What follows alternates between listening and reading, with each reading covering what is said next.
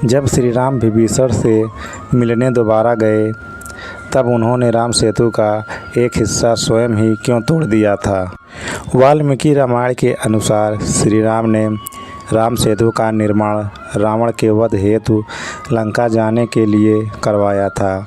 समुद्र पर बने इस पुल का निर्माण वानरों, रीछ और नन नील भाइयों की निगरानी में हुआ था। नन नील विश्वकर्मा के पुत्र थे और उस समय के महान वास्तुविद माने जाते थे। बहुत से लोगों को इसकी जानकारी नहीं है कि राम सेतु को भगवान श्री राम ने स्वयं तोड़ा था। पद्म पुराण के सृष्टि कांड में इसकी कथा विस्तार पूर्वक मिलती है। पद्म पुराण के मुताबिक जब श्री राम रावण का वध करके लक्ष्मण और सीता के साथ अयोध्या लौट आए थे और उनका राज्य अभिषेक हो गया था, तब एक दिन उनके मन में विभीषण से मिलने का विचार आया। उन्होंने सोचा कि रावण की मृत्यु के बाद विभीषण किस तरह लंका का शासन कर रहे हैं, क्या उन्हें कोई परेशानी तो नहीं। ऐसा विचार मन में आने के बाद जब श्री राम लंका जाने की सोच रहे थे, उसी समय वहाँ भरत जी आ गए।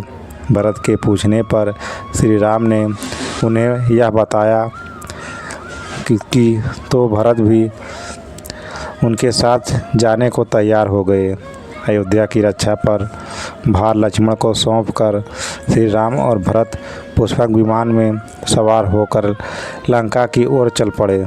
बीच में किष्किंधा नगरी आई। श्री राम और भरत थोड़ी देर वहां सुग्रीव और दूसरे वानरों से मिले। जब सुग्रीव को पता चला कि राम विभीषण से मिलने लंका जा रहे हैं तो वह भी उनके साथ चल जाते हैं। उधर जब विभीषण को सूचना मिलती है कि श्री राम, भरत और सुग्रीव लंका आ रहे हैं तो वह पूरी लंका को सजाने का आदेश दे देते हैं। फिर भगवान श्री राम विभीषण से मिलते हैं। विभीषण से सभी से मिलकर बहुत ही प्रसन्न होते हैं। श्री राम 3 दिन तक लंका में रहते हुए विभीषण को धर्म अधर्म का ज्ञान देते हैं और कहते हैं कि तुम हमेशा धर्म पूर्वक इस नगर पर राज करना।